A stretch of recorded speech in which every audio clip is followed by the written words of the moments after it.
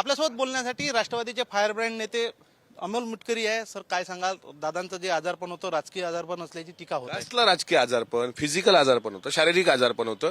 शारीरिक आजारी असताना डॉक्टर जो सल्ला देतो ते त्यांनी फॉलो केला, गोळ्या औषधं घेतल्या, काल आराम केला, आज ठणठणीत बरे आहेत, आज थोड्या वेळात येतील. राजकीय आजारपण कसलं?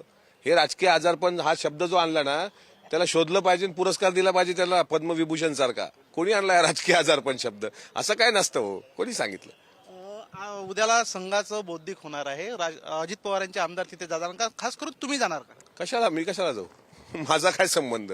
मी शिवशाहू फुले आंबेडकरी चळवळीतला कार्यकर्ता आहे. संघाच्या कार्यालयात शाखेत जाणं हे मी लहानपणापासून शिकलो नाही. मी पहिल्याच दिवशी दीक्षाभूमीवर गेलो.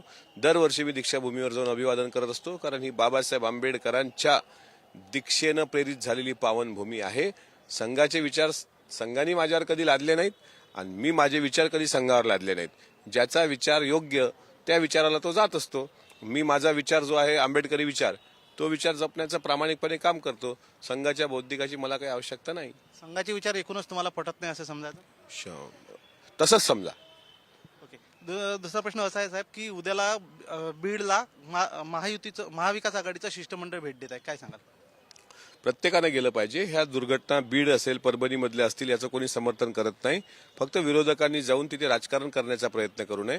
जे काही पीडित कुटुंब असेल, ज्यांच्यावर अन्याय झाला, त्यांना न्याय भेटण्याकरता प्रामाणिक प्रयत्न केले पाहिजे.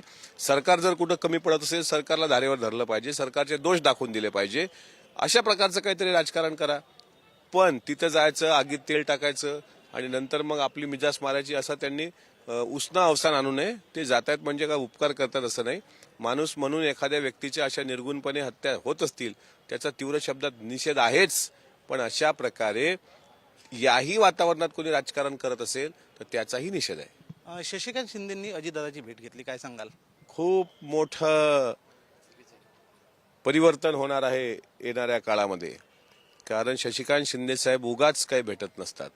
ज्या वेळेस त्यांना ज्या वेळेस आवश्यकता असते, सत्तेच्या बाहेर राहून जनतेची कामं होत नाहीत, अजितदादांचे अत्यंत ते जवळचे आहेत, होते, आजही आहेत, म्हणून त्यांनी दादांना भेट दिली. ती का उगाच दिली नाही.